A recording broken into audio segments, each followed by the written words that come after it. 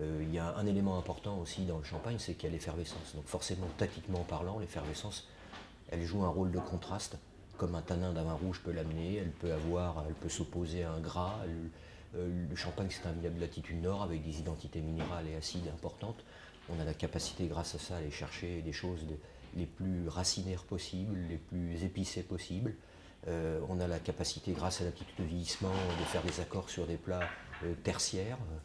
On a des capacités d'aller chercher, par exemple, les grands champagnes sur une multitude de fromages, pas de cuite, pas de précédente cuite, mais aussi sur des chèvres et des brebis.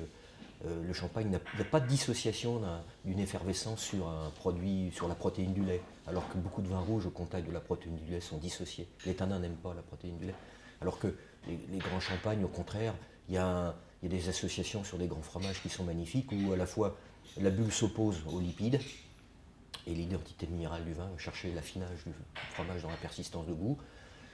Et tout ça fait que tu passes des moments merveilleux. Il y a des accords magnifiques.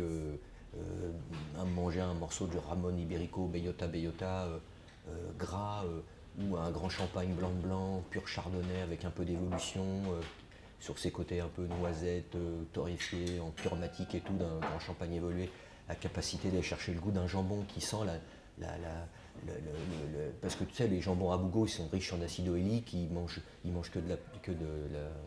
des petits glands, et ils ont ces goûts noisettes aussi. Et il y a des associations à la fois de saveurs et de contrastes.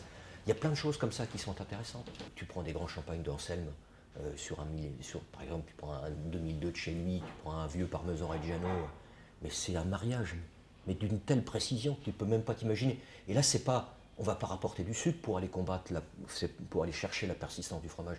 C'est l'identité minérale du vin, l'oxydation ménagée du vin qui va aller chercher le parmesan dans sa persistance de goût.